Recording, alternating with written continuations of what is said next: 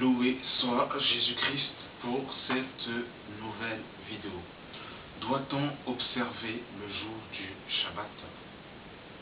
Je remercie vraiment le Saint-Esprit pour l'œuvre qui se fait, pour les vidéos qui sont faites, parce que vraiment, c'est vraiment par la capacité du Saint-Esprit que je fais ces vidéos.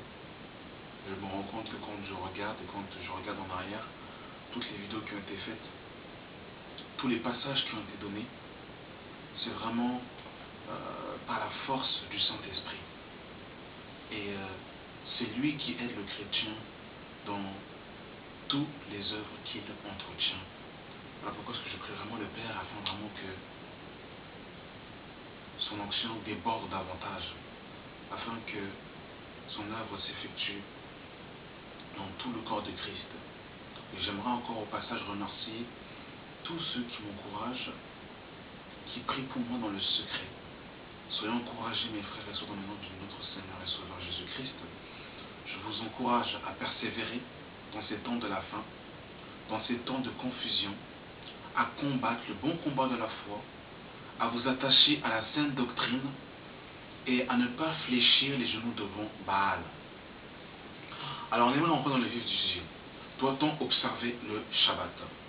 Alors le Shabbat, pour ceux qui ignorent la signification, le Shabbat signifie le repos. Shabbat égale repos. Et en Israël, il y avait un jour de Shabbat, autrement dit un jour de repos, qu'il fallait observer. Et avant de rentrer dans l'explication du Shabbat, j'aimerais nous faire lire quelques passages pour que nous puissions être interpellés sur un point fondamental, élémentaire. Nous sommes dans Jean chapitre 5. Que Dieu nous aide. Jean chapitre 5. À partir du verset 39 qui dit: vous sondez les Écritures parce que vous pensez avoir en elles la vie éternelle. Ce sont elles qui rendent témoignage de moi, et vous ne voulez pas venir à moi pour avoir la vie. J'aimerais interpeller les enfants de Dieu pour que nos consciences soient interpellées. Les Écritures, bien-aimés dans le Seigneur, parlent d'un seul homme, Jésus-Christ de Nazareth. C'est important de comprendre que le point central, le point culminant, la pierre angulaire des Écritures n'est rien d'autre que Jésus-Christ de Nazareth. Et vous allez comprendre pourquoi est-ce que je prends ces passages. Nous sommes au verset 45 de Jean chapitre 5. Ne pensez pas que c'est moi qui vous accuse devant le Père. Celui qui vous accuse, c'est Moïse, en qui vous avez mis votre espérance. Car si vous croyez Moïse, vous me croirez aussi, parce qu'il a écrit de moi. Mais si vous ne croyez pas à ses écrits, comment croirez-vous à mes paroles? Donc je relis, il est écrit verset 45. Ne pensez pas que c'est moi qui vous accuse devant le Père. Celui qui vous accuse, c'est Moïse, en qui vous avez mis votre espérance. Car si vous croyez Moïse, vous me croyez parce qu'il a écrit de moi. Le Pentateuque, c'est-à-dire Genèse, Exode, Lévitique, Nombre, Deutéronome, parle de Jésus. Moïse a écrit de Jésus-Christ de Nazareth. Nous sommes dans Luc, chapitre 24. Jésus va interpeller deux de ses disciples qui, après le troisième jour, avaient perdu la foi parce qu'ils ne croyaient pas en la résurrection de Jésus-Christ. Ils vont quitter Jérusalem et ils vont partir sur le chemin d'Emmaüs. Et Jésus va rencontrer deux de ses disciples sur le chemin d'Emmaüs. Et regardez ce que Jésus va leur dire. Nous sommes dans Luc 24 à partir du verset 25. Alors Jésus leur dit: ô hommes sans intelligence et dont le cœur est long à croire tout ce qu'ont dit les prophètes, ne fallait-il pas que le Christ souffrit ces choses et qu'il entra dans sa gloire? Et commençant par Moïse et par tous les prophètes, il leur expliqua dans toutes les Écritures ce qui le concernait. Il leur expliqua dans toutes les Écritures ce qui le concernait. Bien-aimés dans le Seigneur, les Écritures concernent une seule personne, Jésus-Christ de Nazareth. Luc 24, le verset 44. Puis il leur dit, c'est là ce que je vous disais, lorsque j'étais encore avec vous, qu'il fallait que s'accomplisse tout ce qui était écrit de moi dans la loi de Moïse, dans les prophètes et dans les psaumes. Alors il leur ouvrit l'esprit afin qu'ils comprennent les Écritures. La loi de Moïse, les prophètes et les psaumes nous parlent de Jésus. Ça veut dire quoi, bien-aimé dans le Seigneur? Le Shabbat a un rapport et un lien directement avec Jésus-Christ. Forcément, c'était l'ombre des choses à venir. J'aimerais d'abord poser cette base pour que nous comprenions que tout ce qui était sous l'ombre était tout simplement en fait une image, une préfiguration de la personne de Jésus-Christ de Nazareth. Pour bien comprendre le Shabbat, il faut comprendre que les Écritures, Moïse a parlé de Jésus. Donc lorsque Dieu donnait une loi dans l'Ancienne Alliance sous l'ombre, ça allait nous parler et nous donner une image et une préfiguration de Jésus-Christ de Nazareth. Si nous ne comprenons pas que Jésus est le centre des Écritures, nous allons ériger des lois et des préceptes et mettre Jésus de côté. Alors que Jésus doit être au centre de toutes choses. Toute loi nous ramène à Jésus. Et la loi mosaïque était un pédagogue qui nous ramenait à Jésus. Nous allons rentrer justement maintenant dans le Shabbat pour comprendre. Vraiment que le Saint-Esprit nous guide, qui nous conduise, afin que les enfants de Dieu soient éclairés et que les écailles de leurs yeux puissent tomber par la puissance du Saint-Esprit. Nous sommes dans Genèse chapitre 2, à partir du verset 1. Ainsi fut achevé les cieux et la terre, et toutes leurs armées. Dieu acheva au 7e jour son œuvre qu'il avait faite. Il se reposa au 7e jour de toute son œuvre qu'il avait faite. Dieu bénit le 7e jour, et il le sanctifia, parce qu'en ce jour, il se reposa de toute son œuvre qu'il avait créée en la faisant. Donc nous voyons que Dieu va se reposer le 7e jour, et il va sanctifier justement ce 7e jour qu'il aura consacré. Et justement ce 7e jour qui va être consacré va devenir par la suite une loi que les enfants d'Israël devaient respecter. Nous sommes dans Exode. Exode chapitre 20, à partir du verset 8. Souviens-toi du jour du repos, pour le sanctifier. Tu travailleras 6 jours, et tu feras tout ton ouvrage. Mais le 7e jour est le jour du repos de l'Éternel, ton Dieu. Tu ne feras aucun ouvrage, ni toi, ni ton fils, ni ta fille, ni ton serviteur, ni ta servante, ni ton bétail, ni l'étranger qui est dans tes portes. Car en 6 jours, l'Éternel a fait les cieux, la terre, la mer et tout ce qui est contenu. Et il s'est reposé le 7e jour. C'est pourquoi l'Éternel a béni le jour du repos et l'a sanctifié. Donc on voit que dans les 10 commandements, ce jour va encore être donné, va être promulgué aux enfants d'Israël. Et les enfants d'Israël, justement, devaient observer le jour du Shabbat. Ils ne devaient pas, justement, travailler. Ils devaient, justement, observer le jour du Shabbat. Et nous sommes justement dans la parole de Dieu, dans Exode, chapitre 31, à partir du verset 14. Il est écrit: vous observerez le Shabbat, car il sera pour vous une chose sainte. Celui qui le profanera sera puni de mort. Celui qui fera quelque ouvrage ce jour-là sera retranché du milieu de son peuple. On travaillera ce jour, mais le 7e jour est le Shabbat, le jour du repos consacré à l'Éternel. Donc on voit que vraiment, c'était vraiment une loi que Dieu avait donnée aux enfants d'Israël. Et ils devaient véritablement observer ce jour. Et s'ils n'observaient pas ce jour, ils étaient punis de mort. Ils ne devaient pas justement œuvrer en ce jour de Shabbat. Et nous sommes dans Exode 19. Exode chapitre 16, à partir du verset 28, il est écrit: alors l'Éternel dit à Moïse: jusqu'à quand refuserez-vous d'observer mes commandements et mes lois? considérez que l'Éternel vous a donné le Shabbat. C'est pourquoi il vous donne au 6e jour de la nourriture pour 2 jours, que chacun reste à sa place et que personne ne sorte du lieu où il est au 7e jour. Donc on voit que c'était vraiment une loi précise, sacrée pour les Hébreux, le jour du Shabbat. Et en ce jour du Shabbat, les enfants d'Israël ne devaient pas sortir du lieu où ils étaient. Il y avait un certain nombre de kilomètres, un certain nombre de pas que les enfants d'Israël ne devaient pas faire au jour du Shabbat. Et justement, ils devaient observer ce jour. Ils ne devaient pas le transgresser, sinon ils étaient punis de mort. Et ils devaient rester chez eux le jour du Shabbat et ils ne devaient pas faire un certain nombre de kilomètres.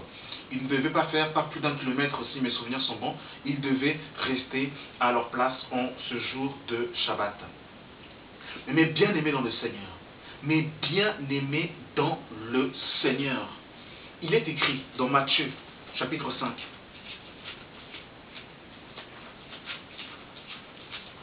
Matthieu chapitre 5. Matthieu 5, à partir du verset 17.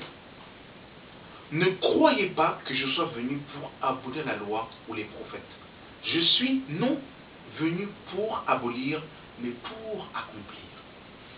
Jésus-Christ de Nazareth, notre Seigneur et notre Sauveur, est venu accomplir la loi. La loi s'accomplit dans la personne de Jésus-Christ de Nazareth. Nous sommes dans Galates chapitre 4.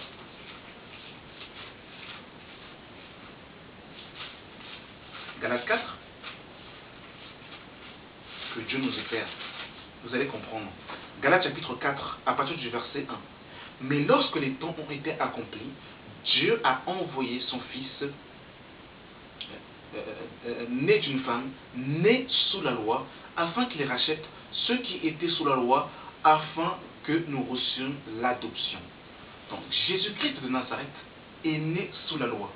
Il s'est présenté comme un véritable observateur de la loi.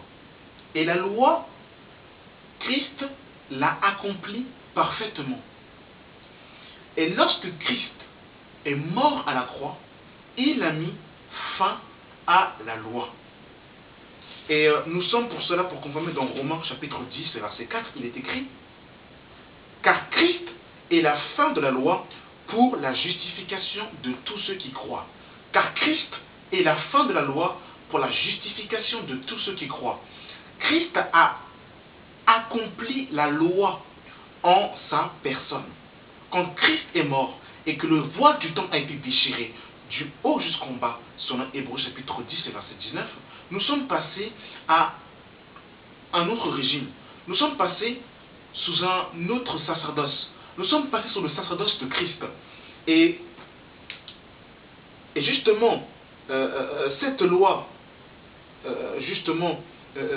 était, un pédagogue qui nous ramenait à Jésus-Christ. Cette loi était un pédagogue. Et nous sommes pour cela dans Galates chapitre 3, à partir du verset 24.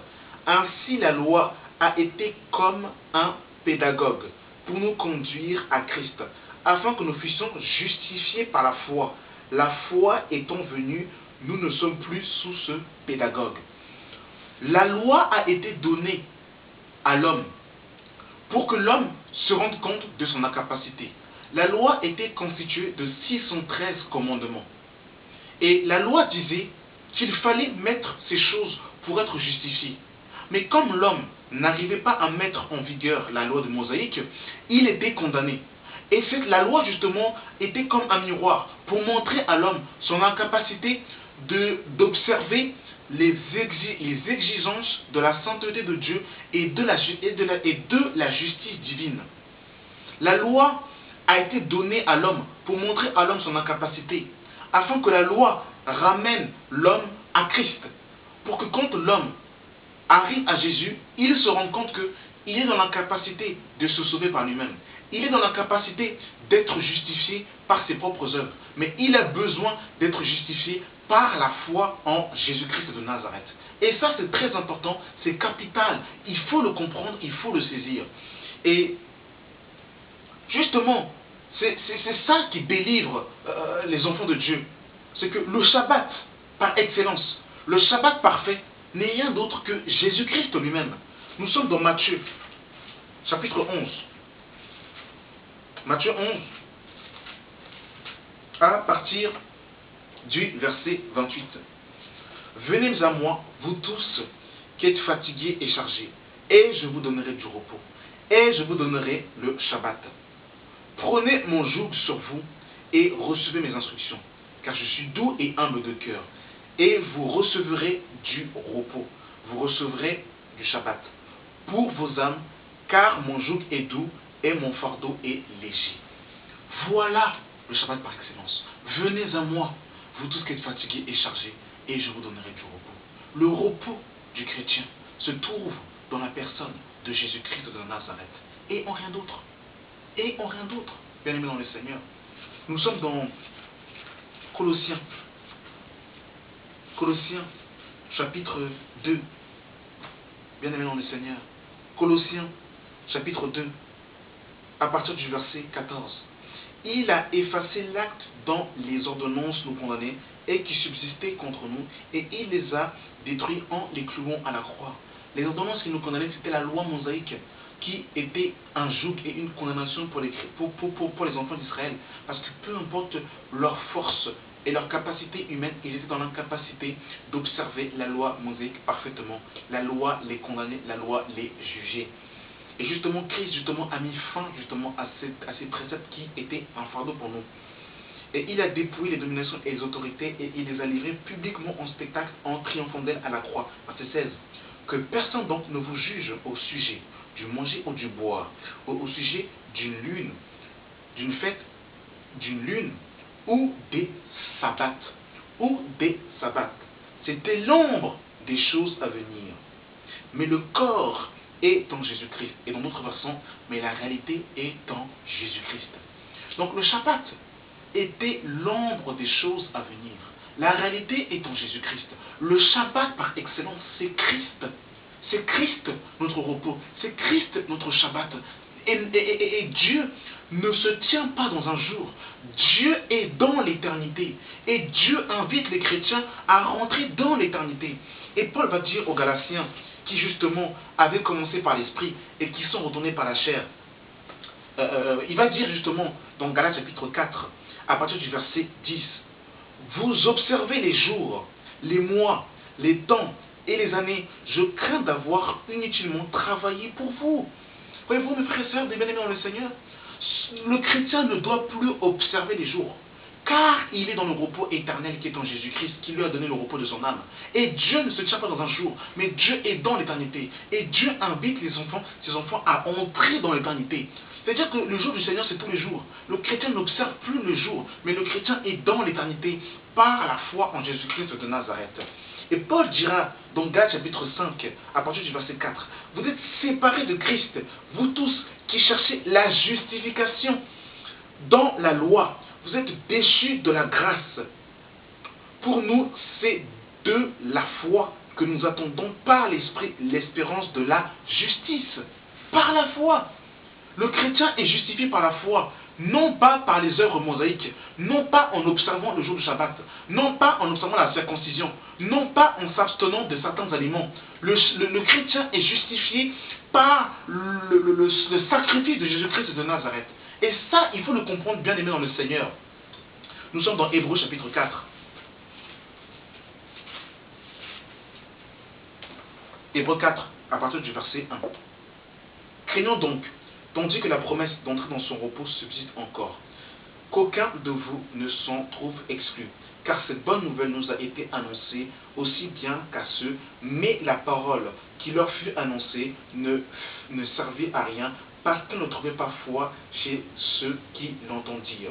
Pour nous qui avons cru, nous entrons dans le repos, selon qu'il est dit, je jurai dans ma colère, ils ne rentreront pas dans mon repos. Il dit cela, quoique ses œuvres eurent été achevées, puisque la création du monde. depuis la création du monde. Car il a parlé quelque part ainsi du septième jour. Et Dieu se reposa de toutes ses œuvres le septième jour. Et ici encore, ils n'entreront pas dans mon repos. Or, puisqu'il est encore réservé à quelques-uns d'y entrer, et à ceux qui d'abord la promesse a été faite n'y sont pas entrés à cause de leur désobéissance, Dieu fixe de nouveau un jour aujourd'hui en disant dans David, si longtemps après, comme il est dit plus haut, aujourd'hui, si vous entendez sa voix, n'endurcissez pas votre cœur. Car si Josué, leur eût donné le repos, il ne parlerait pas après cela d'un autre repos. Il y a donc un repos de Shabbat réservé au peuple de Dieu. Car celui qui entre dans le repos de Dieu se repose de ses œuvres comme Dieu s'est reposé des siennes. Efforçons-nous donc d'entrer dans ce repos afin que personne ne tombe en donnant le même exemple de désobéissance. Et Dieu justement, on nous parle ici dans Hébreux 4 de 3 repos, de 3 Shabbats. Le premier Shabbat c'était le Shabbat justement du 7e jour dont Dieu s'était reposé. Le deuxième Shabbat dont il est question c'est le Shabbat que Josué justement devait donner. Mais par la désobéissance des hommes, ils ne sont pas rentrés dans ce repos. Et justement, Dieu nous présente justement ce nouveau repos. Et ce nouveau repos qu'il a réservé à son peuple se trouve en son Fils Jésus-Christ de Nazareth. Et bien évidemment, dans le Seigneur, nous ne devons plus observer les œuvres mosaïques, les œuvres de la loi. Nous sommes dans Hébreux 7, à partir du verset 12. Car le sacerdoce étant changé, nécessairement aussi il y a un changement de loi. Il y a un changement de loi, mes amis. Le sacerdoce a changé. Nous ne sommes plus sur le sacerdoce d'Aaron, mais nous sommes sur le sacerdoce de Christ. Christ étant le souverain sacrificateur selon l'ordre de Melchisédek. Et c'est lui qui est notre souverain sacrificateur. Et c'est lui qui a inauguré pour nous une route nouvelle et vivante, qu'il a inaugurée au travers, du voile, c'est-à-dire de sa chair, pour que nous puissions entrer justement dans le Saint des Saints, dans le repos, dans le Shabbat, qui est en Jésus-Christ de Nazareth. Et c'est ça que le chrétien doit comprendre. Il faut que le chrétien soit délivré justement et qu'il rentre dans ce repos, dans ce Shabbat. Et comme nous l'avons dit précédemment, tout nous parle de Jésus. Le Shabbat est une ombre et la réalité est en Jésus-Christ de Nazareth. Et maintenant, je terminerai juste par un dernier passage dans Romains chapitre 14. Paul dira néanmoins dans Romains 14 à partir du verset 1, faites accueil à celui qui est faible dans la foi et ne discutez pas sur les opinions. Tel croit pouvoir manger de tout, tel autre qui est faible ne mange pas que des légumes. Que celui qui ne mange ne réprime point celui qui ne mange pas. Que celui qui ne mange pas ne juge point celui qui mange, car Dieu l'a accueilli. Qui es-tu, toi, qui juges au serviteur d'autrui? S'il se tient debout ou s'il tombe, cela regarde son maître. Mais s'il se tient debout, car le Seigneur a le pouvoir de l'affermir. Tel fait une distinction entre les jours où les estime tous égaux, que chacun ait en son esprit une pleine conviction. Celui qui distingue entre les jours agit ainsi pour le Seigneur, et celui qui ne le distingue pas entre les jours agit pour le Seigneur. Celui qui mange, c'est pour le Seigneur qu'il mange, car il rend grâce à Dieu. Que celui qui ne mange pas, c'est pour le Seigneur qu'il ne mange pas et rend grâce à Dieu. Donc, voyez-vous, mes bien-aimés dans le Seigneur, nous ne devons pas, bien qu'en connaissant justement ces réalités de la parole sur le Shabbat qui est en Jésus-Christ, mais toutefois ceux qui sont faibles dans la foi, ceux qui veulent observer, les jours pour le Seigneur, Paul dira pour ceux qui sont faibles dans la foi, de ne pas être un scandale pour eux et de ne pas les juger. Car s'ils observent justement le Shabbat, ils le font pour le Seigneur. Et nous ne devons pas justement l'accuser, nous ne devons pas justement le cribler. Mais toutefois, ce qui n'est pas bon, c'est de faire une doctrine et de dire que si le chrétien n'observe pas le jour du Shabbat, il sera retranché et il ne sera pas sauvé, il ira en enfer. Ça par contre, on ne doit pas le faire. Mais que celui qui veut observer le jour du Shabbat pour le Seigneur qu'il le fasse. Parce que Paul dira ici justement qu'on ne doit pas justement discuter des opinions de celui qui est faible dans la foi. Mais le chrétien ne doit plus observer le jour du Shabbat, parce que le Shabbat est en Jésus-Christ de Nazareth. Et il faut le comprendre. Et surtout, celui qui veut justement se rendre juste en observant les œuvres de la loi, je terminerai par deux passages. J'avais dit que j'ai terminé, mais là, je vais vraiment terminer par quelques derniers passages. Nous sommes dans Jacques.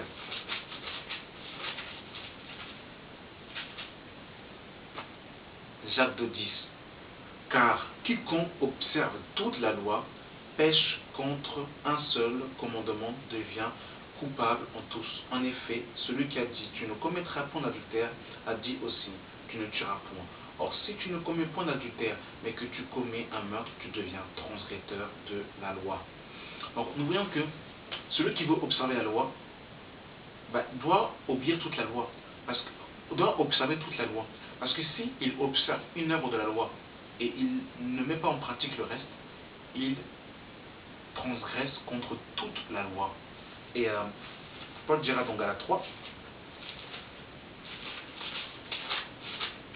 Galates chapitre 3, à partir du verset 10. Car tous ceux qui s'attachent aux œuvres de la loi sont sous la malédiction, car il est écrit, maudit est quiconque n'observe pas tout ce qui est écrit dans le livre de la loi et ne les met point en pratique, et que nul ne soit justifié devant Dieu par la loi. Cela est évident puisqu'il est écrit, le juste vivra par la foi. Et le chrétien est justifié par la foi et non par les œuvres de la loi. Il faut que nous comprenions ces choses. Je bénis vraiment le Saint-Esprit, le Seigneur Jésus-Christ, par son Esprit puissant, pour la parole qui nous donne. Vraiment, que toute la gloire revienne à notre Seigneur et Sauveur Jésus-Christ. Vraiment, pour sa parole qui nous éclaire. Soyez bénis, soyez encouragés. Merci de me suivre, de m'encourager vraiment. Et que tout honneur et la gloire soit rendue à notre Seigneur et Sauveur Jésus-Christ de Nazareth. Merci pour votre soutien, merci pour vos prières, merci de me suivre, merci de partager mes vidéos. Que toute la gloire soit rendue à notre Seigneur et Sauveur Jésus-Christ.